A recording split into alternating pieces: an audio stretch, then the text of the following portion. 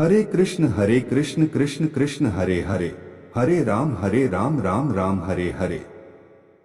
श्रीमद् भगवत गीता अध्याय 1 कुरुक्षेत्र के युद्धस्थी में सैन्य निरीक्षण। पहला भाग। धृतराष्ट्र उवाच धर्मक्षेत्रे कुरुक्षेत्रे संवेता युयुत्सवः मामकाः पांडवाश्चैव किम कुर्वत संजय। भावार्थ। धृतराष्ट्र बोले, हे संजय, धर्मभूमि कुरुक्षेत्र में एकत्रित युद्ध की इच्छा वाले मेरे और पांडु के पुत्रों ने क्या किया।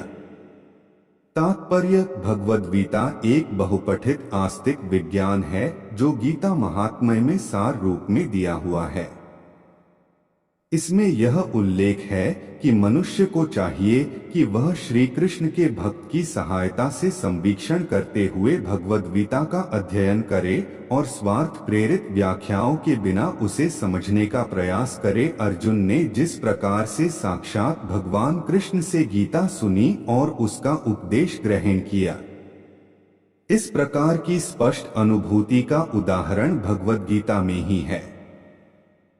यदि उसी गुरु परंपरा से निजी स्वार्थ से प्रेरित हुए बिना किसी को भगवद गीता समझने का सौभाग्य प्राप्त हो तो वह समस्त वैदिक ज्ञान तथा विश्व के समस्त शास्त्रों के अध्ययन को पीछे छोड़ देता है। पाठक को भगवद गीता में न केवल अन्य शास्त्रों की सारी बातें मिलेंगी अपितु ऐसी बातें भी मिलेंगी जो अन्यत्र कहीं उपलब्ध नहीं हैं। यही गीता का विशिष्ट मानदंड है। स्वयं भगवान श्री कृष्ण द्वारा साक्षात उच्चरित होने के कारण यह पूर्ण आस्तिक विज्ञान है। हरे कृष्ण कृष्ण कृष्ण हरे हरे, हरे राम राम हरे हरे। मेरे साथ बोलो, हरे कृष्ण कृष्ण कृष्ण हरे हरे, हरे राम राम राम हरे। दूसरा हिस्सा।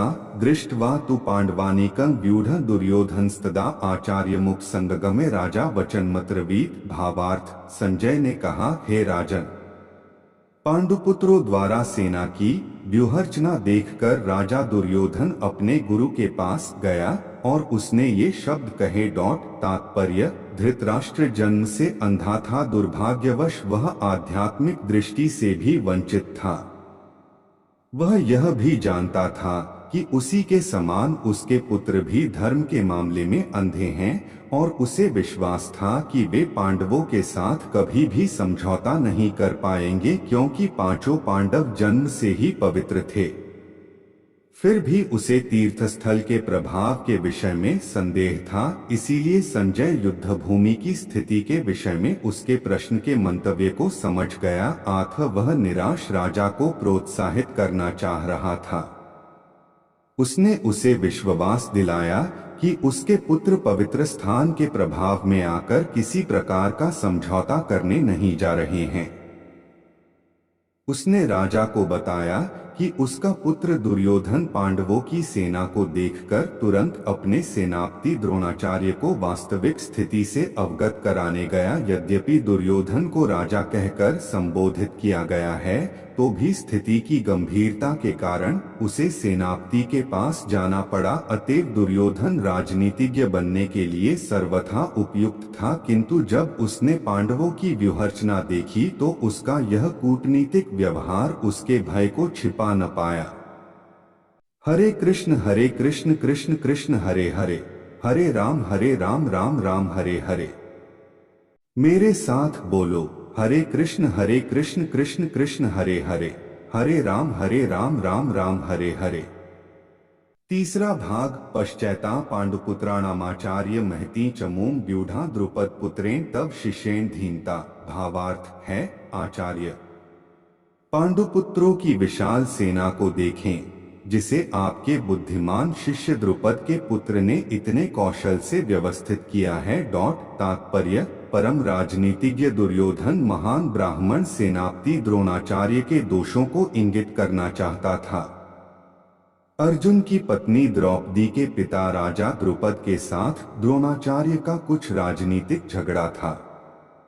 इस झगड़े के फलस्वरूप द्रुपद ने एक महान यज्ञ संपन्न किया, जिससे उसे एक ऐसा पुत्र प्राप्त होने का वरदान मिला जो द्रोणाचार्य का वध कर सके। द्रोणाचार्य इसे भली भांति जानता था, किंतु जब द्रुपद का पुत्र धृष्टद्युम्न युद्ध शिक्षा के लिए उसको सौंपा गया तो द्रोणाचार्य को उसे अपने सारे सैनिक रहस्य प्रदान करने में कोई झिझक नहीं हुई। अब धृष्टद्युम्न कुरुक्षेत्र की युद्ध भूमि में पांडवों का पक्ष ले रहा था और उसने द्रोणाचार्य से जो कला सीखी थी उसी के आधार पर उसने यह व्यूहरचना की थी। दुर्योधन ने द्रोणाचार्य की इस दुर्बलता की ओर इंगित किया, जिससे वह युद्ध में सजग रहे और समझौता न करे।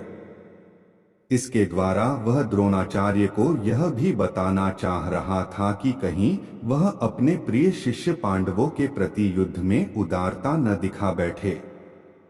विशेष रूप से अर्जुन उसका अत्यंत प्रिय एवं तेजस्वी शिष्य था। दुर्योधन ने यह भी चेतावनी दी कि युद्ध में इस प्रकार की उदारता से हार हो सकती है। हरे कृष्ण कृष्ण कृष्ण हरे हरे, हरे राम राम राम हरे हरे। मेरे साथ बोलो, हरे कृष्ण कृष्ण कृष्ण हरे हरे, हरे राम राम राम हरे हरे। चौथा भाग। अत्र शूरा महेशवासा भीमार्जुन समायुधि।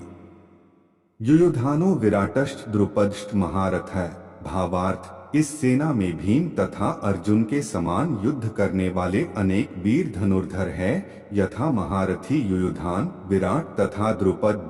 तात्पर्य, यद्यपि युद्धकला में द्रोणाचार्य की महान शक्ति के समक्ष धृष्टद्युम्न महत्वपूर्ण बाधक नहीं था, किंतु ऐसे अनेक योद्धा थे जिनसे भय था।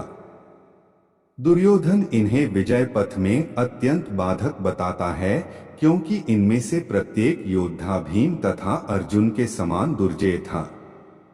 उसे भीम तथा अर्जुन के बल का ज्ञान था, इसीलिए वह अन्यों की तुलना इन दोनों से करता है।